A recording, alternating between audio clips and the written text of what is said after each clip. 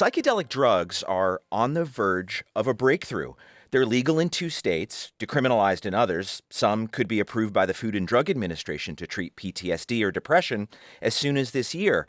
But there's no doubt that drugs like psilocybin and MDMA still have a stigma. And that's why this is so remarkable. I rise in support of Amendment 23 to create a grant program for psychedelic treatment for PTSD. Now, that may come as a shock to many, and I say good.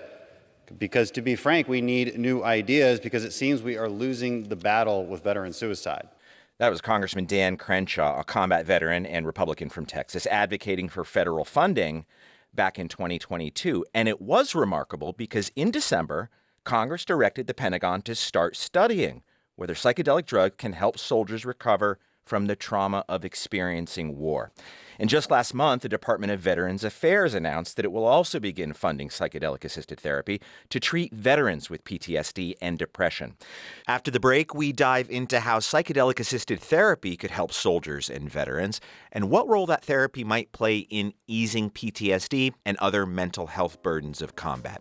I'm Todd Zwillick, in for Jen White. You're listening to the 1A podcast, where we get to the heart of the story. Stay with us. We've got a lot more to get into.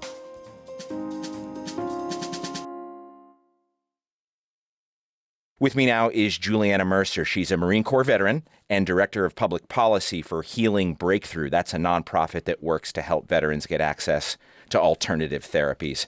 Welcome to the studio, Juliana. Thank you, Todd. I want to talk about the legislation that you advocate for and the policy that's churning through Congress right now, but also really the stories of vets like you who've experienced trauma and also have used therapeutic psychedelics, because this is new to a lot of people. And let's face it, a lot of people, probably most people, have an idea in their heads about what psychedelics are. And it's not treatment for vets, let's be honest. So what parts of your military service brought you to the issue of trauma and recovery from PTSD?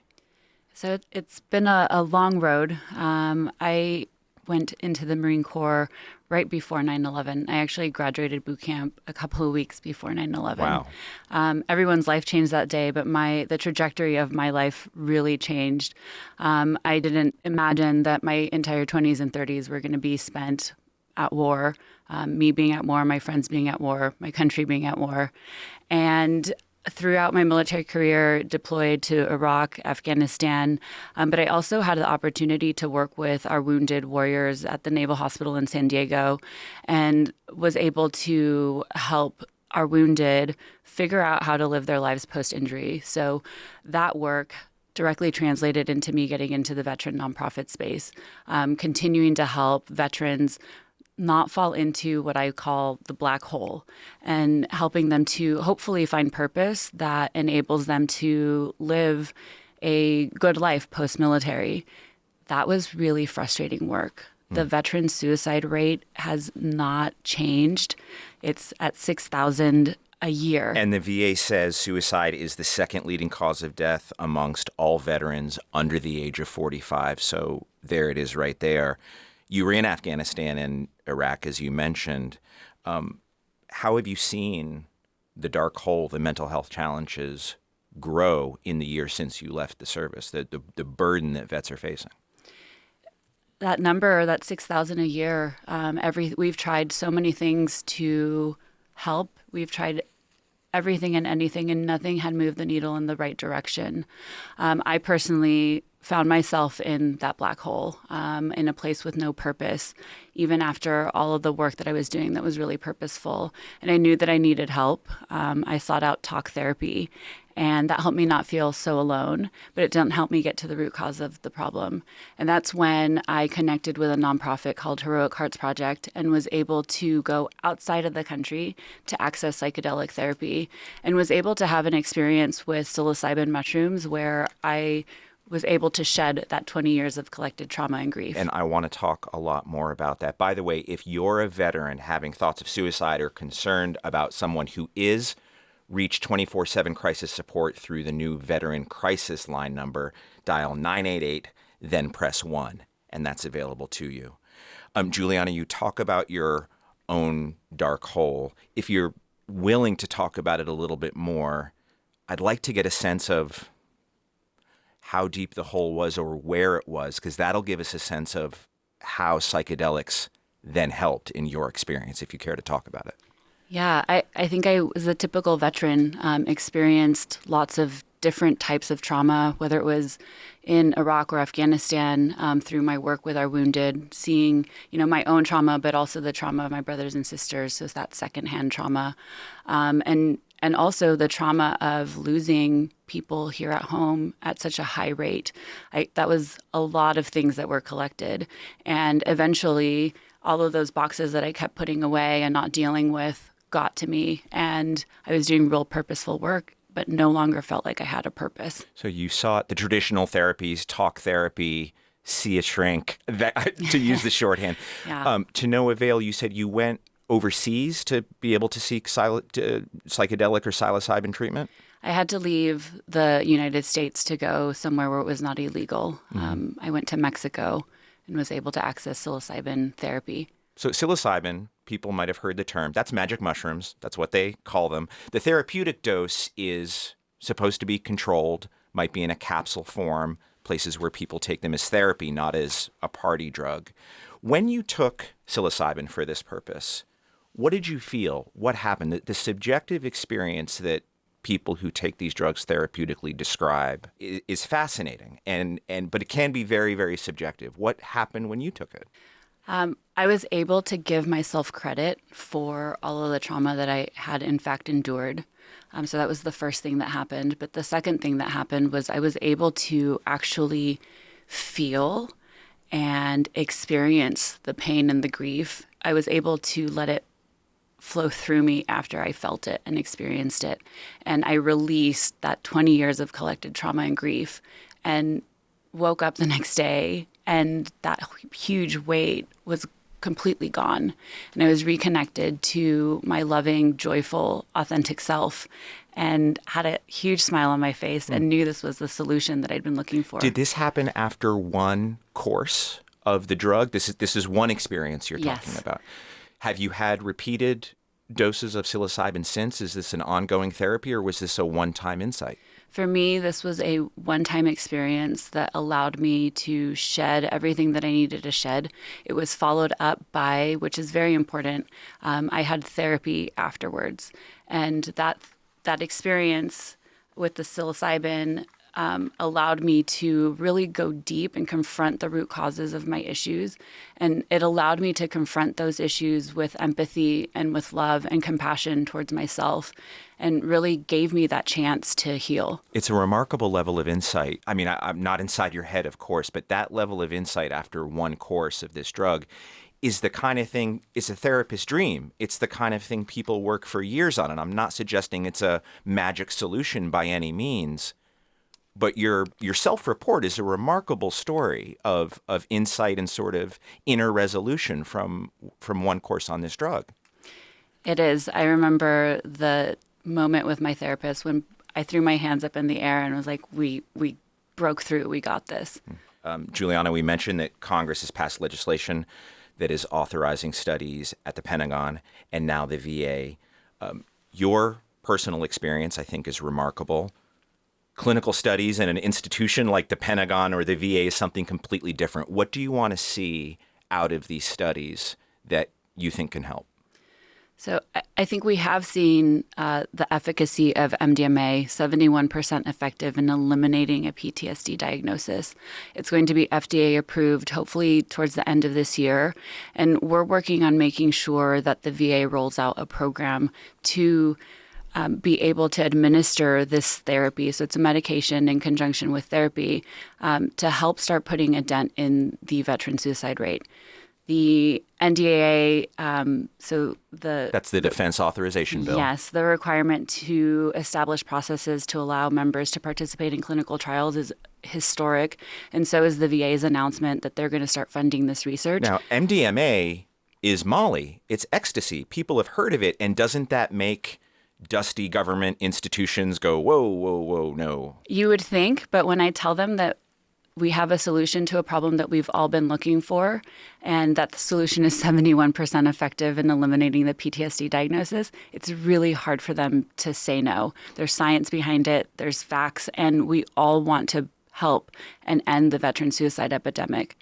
Juliana Mercer's story of personal insight after taking psychedelics is one person's story, and it's only one person's story, but there are thousands like her, and now the Pentagon and the VA are waking up to a new era of this research. That was Juliana Mercer. She's a Marine Corps veteran and director of public policy at Healing Breakthrough. That's a nonprofit that works to help veterans get access to alternative therapies. Juliana, thank you so much. Thank you, Todd. Coming up, we're going to dig into the science behind psychedelic-assisted therapies and why some U.S. veterans want to see it become more accessible for treating PTSD. Back with more in just a moment.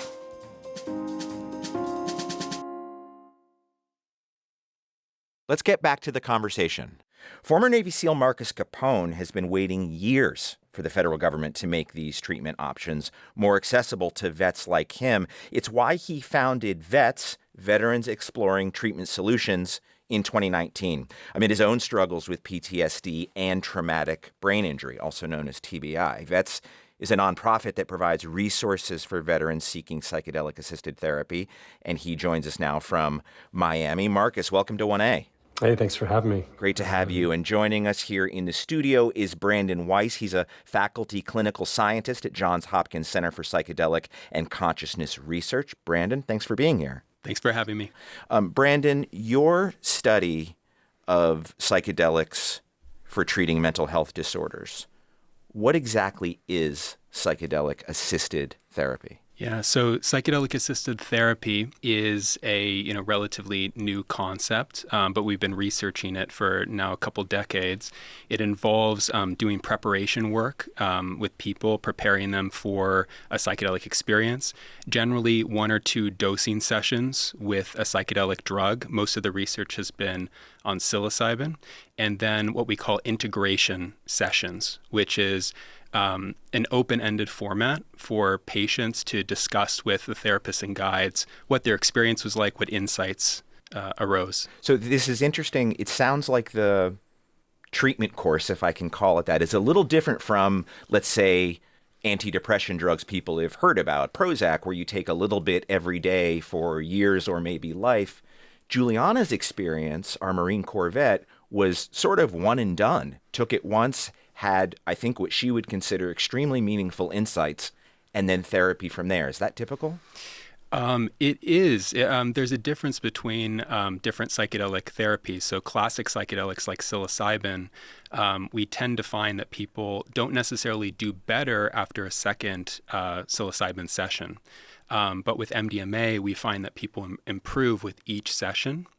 And evidence is also directing us to really take seriously the period after these drug sessions, where there might be a critical period of plasticity occurring, where people can learn things that they hadn't been able to before. Critical period of plasticity, meaning they just had an insight and now they're really open to changing their pattern, changing their way of thinking. Exactly.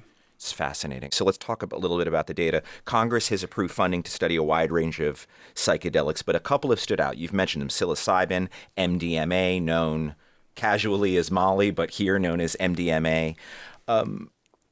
Give me a sense of the clinical data, such as it exists. Let's start with psilocybin, if you like. You described the treatment source. What do the data say about the outcomes that people could expect?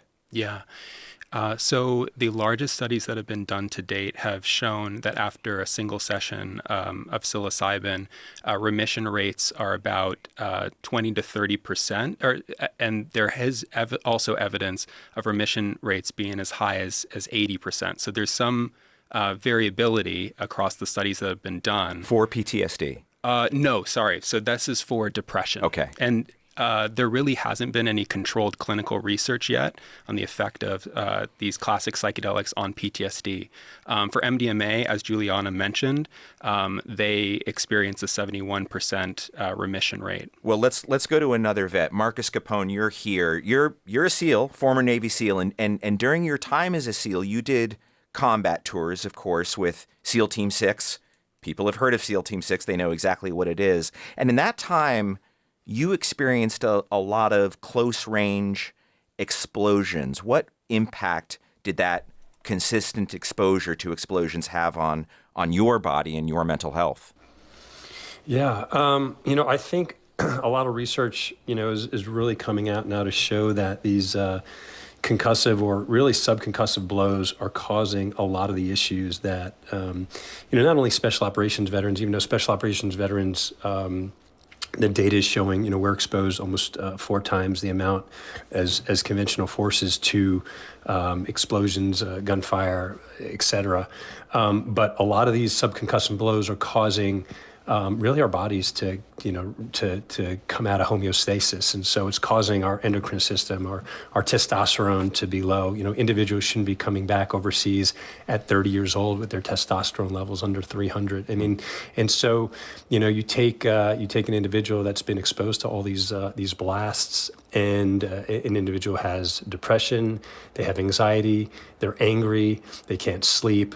And we kind of get grouped into having PTSD. And yeah, I think many of us do have PTSD, but, we have these comorbid diagnoses of traumatic brain injury and PTSD. And, as a doctor, how do you treat an individual with, talk therapy and, traditional medications that we've had only access to, which are, antidepressants or SSRIs. And so, I was one of those individuals that saw my first psychologist in 2007 while still on active duty. I was prescribed my first antidepressant in 2010, and I was on a host of medications from 2010 to 2017 with really little to no results.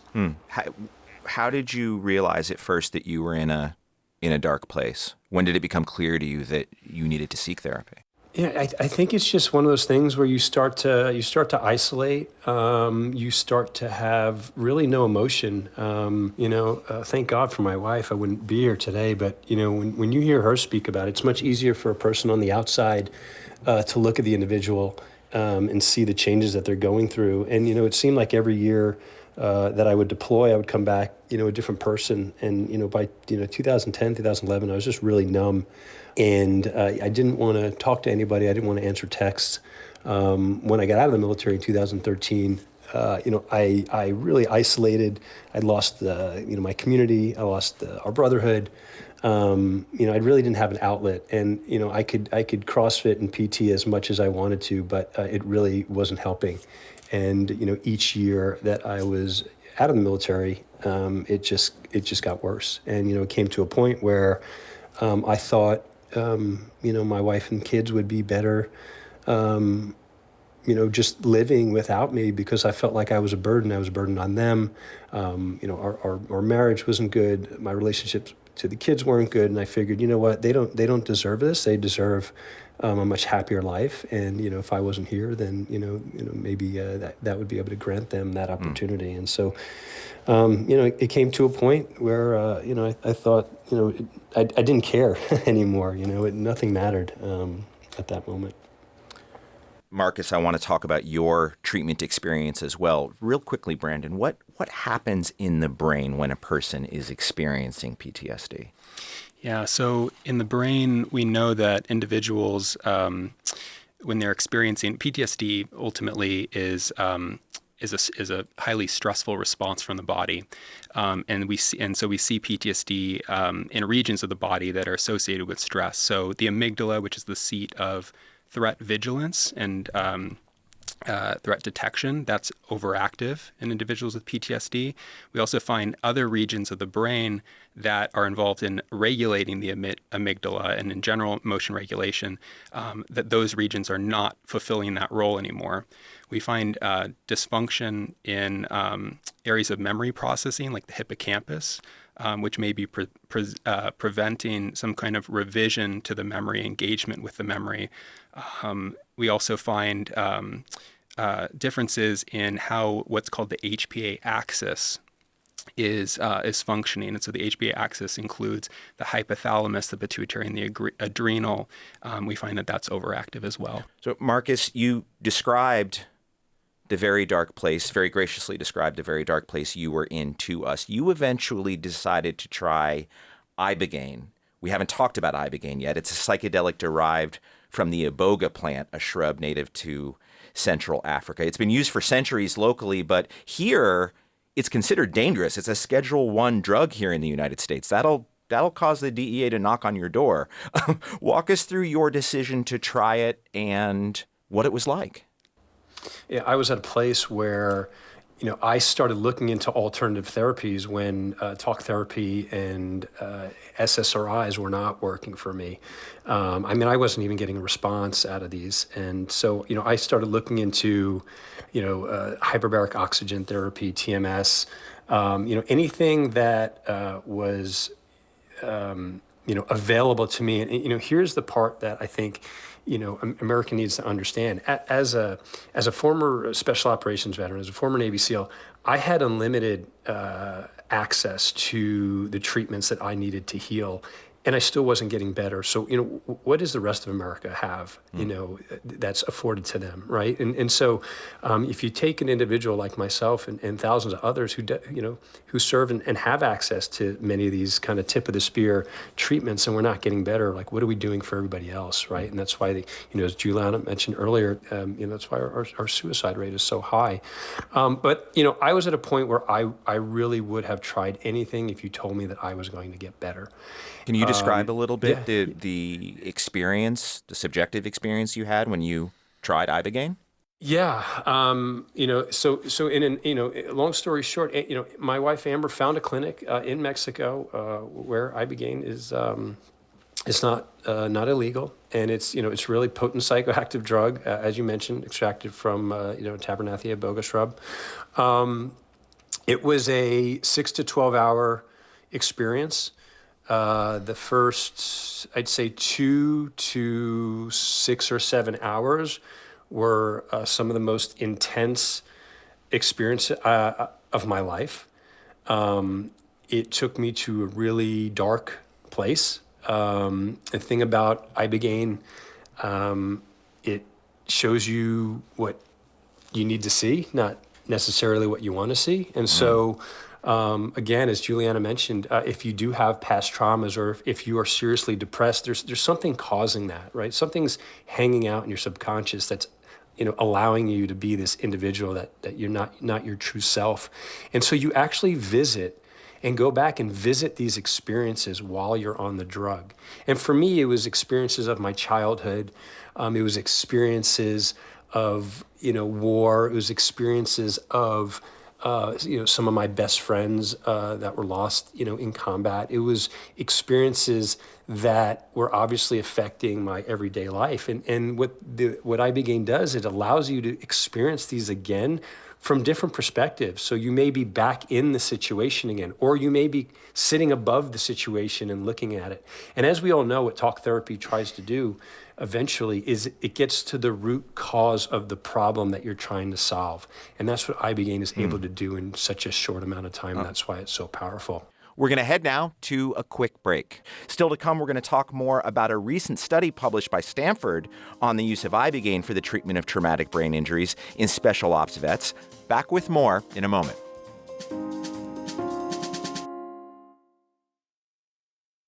Let's get back to the conversation now. We have another voice joining us. Dr. Nolan Williams is the director of interventional psychiatry research at Stanford University.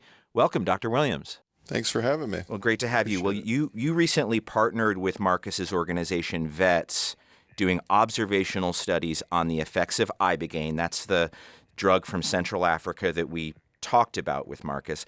Ibogaine therapy for special ops veterans suffering from TBIs, traumatic brain injuries, and PTSD. How was this study performed, and what did you find? Yeah, we partnered with VETS a number of years ago, and for the reasons you mentioned earlier, this being a Schedule 1 substance in the United States, and no one being able to do ibogaine research in the U.S., we had to get a little creative in how we conducted this trial. So we actually enrolled special operations veterans that were headed to Mexico anyways to receive ibogaine, and brought them into Stanford ahead of time. We did a full clinical battery, neurocognitive battery, EEG, MRI, this whole suite of assessments beforehand. They traveled down to Tijuana, received the Ibogaine, and came back to Stanford. And then most of those folks came back again at the 1 month mark. And what we found was quite striking, really dramatic reductions in PTSD, depression, and anxiety scores, but also in disability scores, suggestive that we were having an effect on the disability related to their traumatic brain injury. Marcus described a subjective experience of confronting trauma, confronting negative experiences, and I don't mean to speak for him, but just for the second here, having some significant insight, having confronted some dark parts lingering in his consciousness. I'll put it that way. Is that typical of what you see in patients? Yeah, it's particularly it happens. Almost everybody with Ibogaine in a very particular way, and so people will say that they approach these earlier life emotionally salient memories in a process they call the slideshow or the life review, where folks will kind of walk through a lot of these chronological memories, be exposed to them, sit from a pretty neutral place, be able to see them, and seemingly, re-understand that event and reconsolidate that memory. And folks will do that for hours on end, as Marcus described earlier. And with that, new insights into those particular life events. And I think that very likely is part of the therapeutic effect.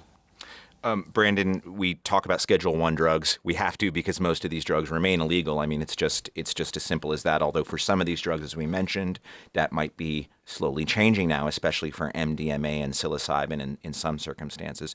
You mentioned observational studies using ayahuasca, slightly different from Ibogaine.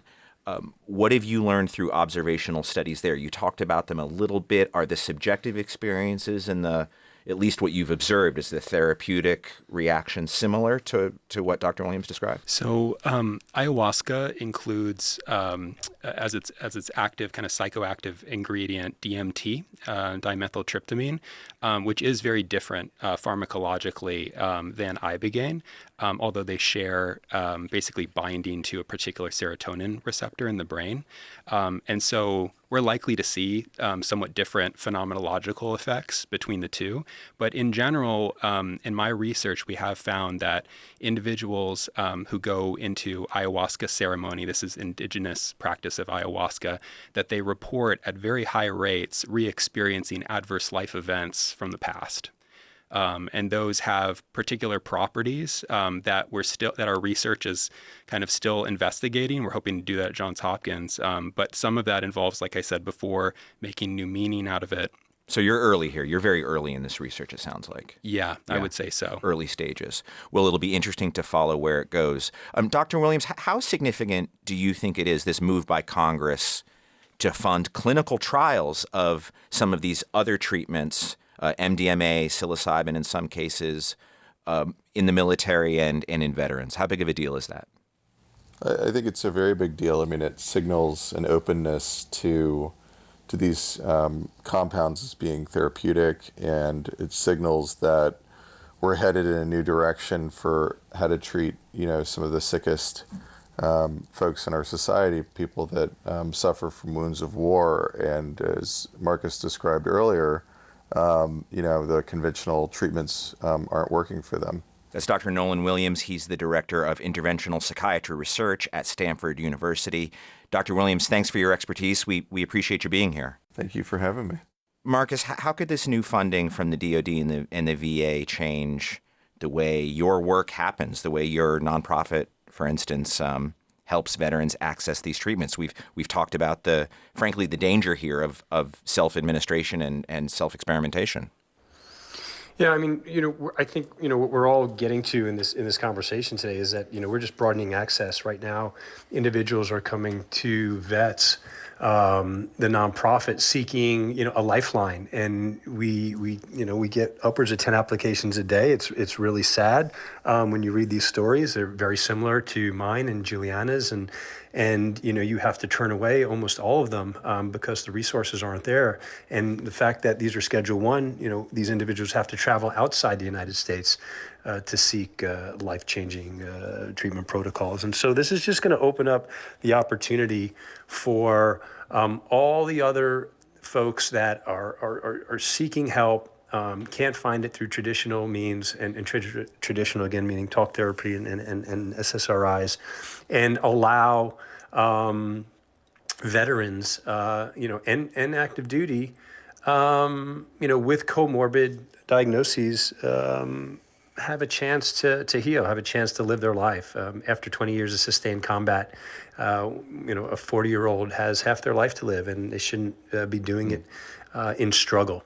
The science goes on, and as the culture and, frankly, the legality of these drugs changes, questions like that will be easier to answer. It's new science, a lot of unanswered questions, but fascinating areas of research that are going to challenge a lot of therapists and psychiatrists, I think, to think in new ways about therapy for vets and for the general population. We got this email from Charles, who writes, I'm a retired Marine. I was 100% disabled because of a diagnosis of PTSD. If psychedelics can help, they deserve serious study. I lost a lot of what could have been happy times with my beloved late wife because of the turmoil of my own emotions. PTSD stunted what was a promising career. Use every tool at our disposal. Cost be damned. I want to thank my guest for this hour, Marcus Capone, former Navy SEAL, co-founder of the nonprofit Veterans Exploring Treatment Solutions. Brandon Weiss has been here, faculty clinical scientist at Johns Hopkins Center for Psychedelic Consciousness and Research. Thank you so much. Today's producer was Emilce Quiroz. This program comes to you from WAMU, part of American University in Washington. It's distributed by NPR. I'm Todd Zwillick. We'll talk again soon. This is 1A.